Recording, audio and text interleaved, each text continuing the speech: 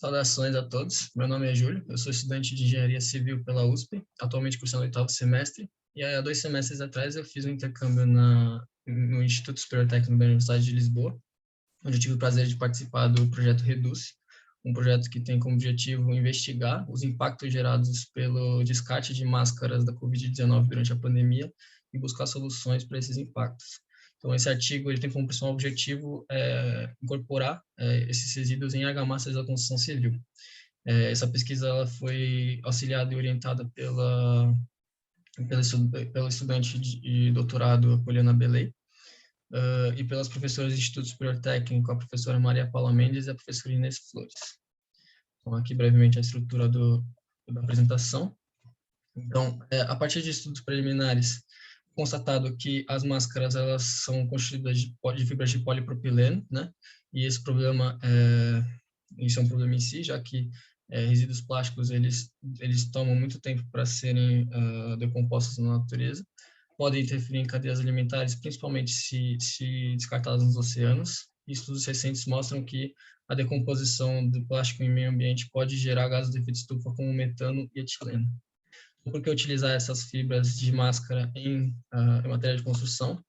Um estudo de 2021 mostrou um aumento de 17% da resistência à compressão do concreto, quando adicionado fibras de resíduo de máscaras na sua composição.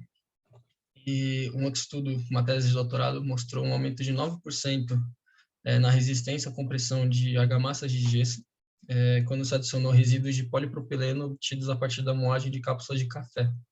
Outros artigos também mostram os impactos positivos, não só na resistência, mas também em comportamentos de fissuração e permeabilidade, quando se adiciona fibras de polipropileno às argamassas. Bom, mais especificamente sobre essa pesquisa, então, foram utilizados 3 tipos de ligantes diferentes, né? O gesso do tipo B1 na norma europeia, a cal hidráulica natural e o cimento portland do tipo 1. O resíduo de máscara ele foi previamente moído em um crivo e obtido esse resíduo, que aí sim foi incorporado diretamente nas argamassas. O agregado se utilizaram areias naturais com granulometria calibrada e a granulometria final do agregado foi ajustada pela norma portuguesa. A caracterização, então, do agregado e do resíduo foram feitos ensaios de baridade e massa volúmica e absorção para o agregado. Os resultados mostram uma grande diferença entre o agregado e o resíduo, né? O resíduo ele se trata de um material muito leve e, ao mesmo tempo, que tem propriedades absorventes muito grandes, né? Então, isso trouxe algumas dificuldades que já vão ser discutidas mais para frente para a pesquisa. As argamassas foram produzidas, no caso da argamassa de gesso, foram substituídas no ligante, né? O resíduo foi substituído no ligante. Num primeiro momento, nas 4 primeiras formulações, se manteve constante a relação água-ligante que foi estabelecida pelo fabricante, de 0 a 5% de resíduo em massa. E esse resíduo foi adicionado seco e saturado, né, para tentar avaliar essa diferença, simplesmente pelo fato do resíduo ele ter uma taxa de absorção muito grande de água. Então, queria-se ver a diferença, né, entre o comportamento de um e outro. Num segundo momento, então, reduziu-se a relação água-ligante para ver, para se analisar qual que seria as possíveis diferenças, né, que se teriam. Então, também com resíduo seco e saturado.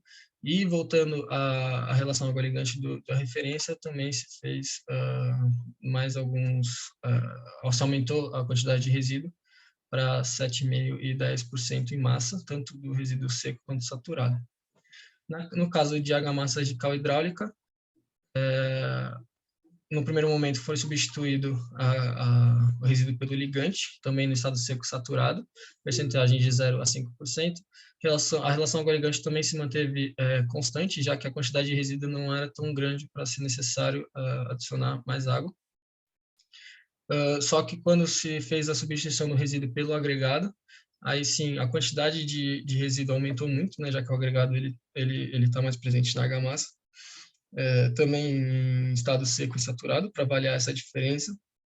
Só que aí já houve a necessidade de acertar a relação água-ligante de modo que tivesse trabalhabilidade, né, possível de se trabalhar na argamassa. No caso das argamassas de cimento, se optou por fazer a substituição apenas no agregado e com resíduo seco, já por facilidades experimentais, né, já que obter o resíduo saturado tinha algumas incertezas durante o processo, né, para saturar o resíduo.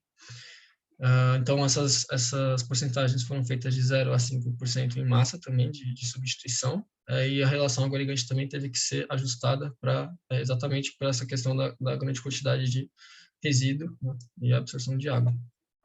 Ensaios, então, foram feitos ensaios no estado fresco de massa volúmica e consistência e no estado endurecido de resistência à compressão e condutibilidade térmica. Então, agora vindo para os resultados mesmo, se observou nas argamassas de gesso uma queda na massa volúmica, isso vai ser observado em todas as argamassas, e essa queda é tão maior quanto maior for a quantidade de resíduo e, no caso, do resíduo saturado, né? Na consistência, no primeiro momento foi possível obter as consistências num tempo estipulado. No caso, essa consistência, quando se teve o resíduo seco, essa consistência foi mais afetada, né? Não teve uma consistência tão boa. No caso do resíduo saturado, essa consistência ainda conseguiu se manter mais adequada.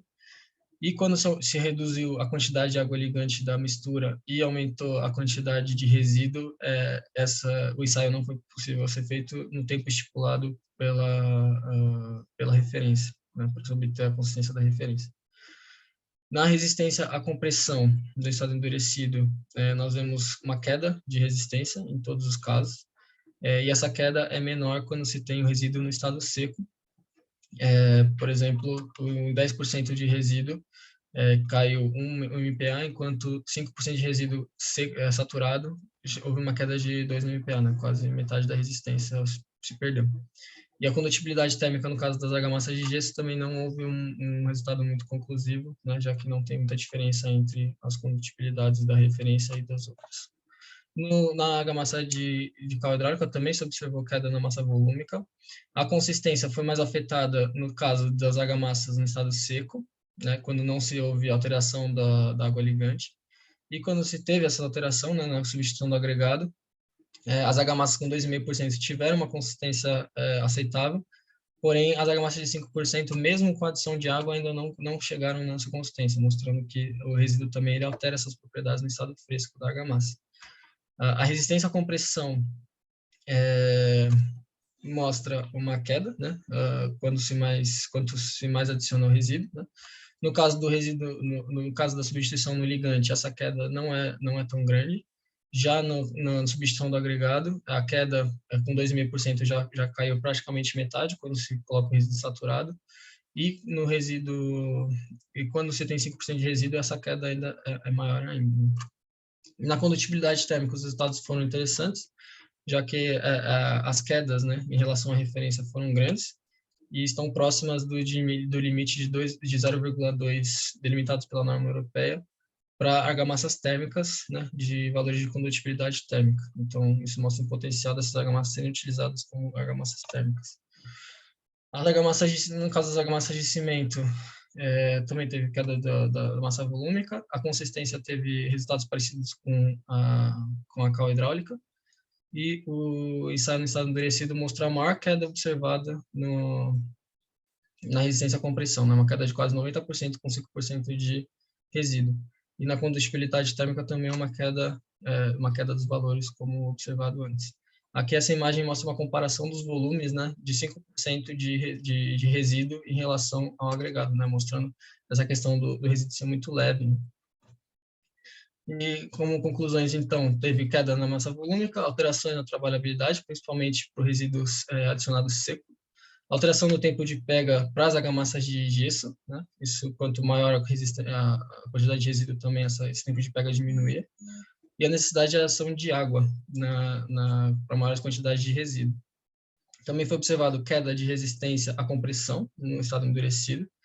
As argamassas de cimento foram as mais sensíveis para essa queda e também houve esse potencial do comportamento térmico, principalmente para as argamassas de cal hidráulica, né? Algumas hipóteses para essas quedas de resistência observadas pode ser a perda de trabalhabilidade e dificuldade de compactação, as descontinuidades, né, da matriz, né, do ligante, quando se tem um volume muito grande de resíduo, né, o que pode trazer defeitos locais e isso atrapalhar nos ensaios. Excesso de água, já que o resíduo tem muita absorção, foi necessário colocar muita água, né, nas argamassas. E o comprimento das fibras, né? Então, alguns estudos mostram que quanto maior o comprimento de fibras das fibras, melhor seria o comportamento, a compressão e a fissuração. E as fibras de polipropileno das máscaras, elas não têm comprimento, elas não são compridas, né? Na verdade, elas têm um aspecto bem pequeno, comprimento bem pequeno. Para finalizar, então, já que não se observou aumento na resistência, então coube limitar essa queda, né? Então, no caso do gesso, a norma prevê que argamassas de gesso não podem ter resistência inferior a 2 MPa. Isso limitaria as argamassas, principalmente no estado saturado, com o resíduo no estado saturado, para preservar melhor a questão da trabalhabilidade. Isso limitaria elas a serem adicionadas no máximo a 5% em massa do ligante. No caso das argamassas de cal hidráulica e cimento, algumas classes, a norma separa algumas classes de resistências das argamassas. Então, as argamassas de cal hidráulica, elas todas se enquadrariam no tipo 1, sendo algumas delas descartadas, como a de 5% de resíduo no agregado, né, que teve uma resistência menor do que 0,4 MPa. No caso das argamassas de cimento, todas seriam aceitáveis, né, do ponto de vista da resistência, porém elas teriam classes diferentes, né? A referência seria de classe 4, enquanto as outras seriam de classe 3 e classe 1. Então, esse estudo ele mostrou algumas questões na resistência, mas também seria interessante aí buscar agora entender como é que seria esse comportamento a longo prazo, né, durante a vida útil dessas argamassas.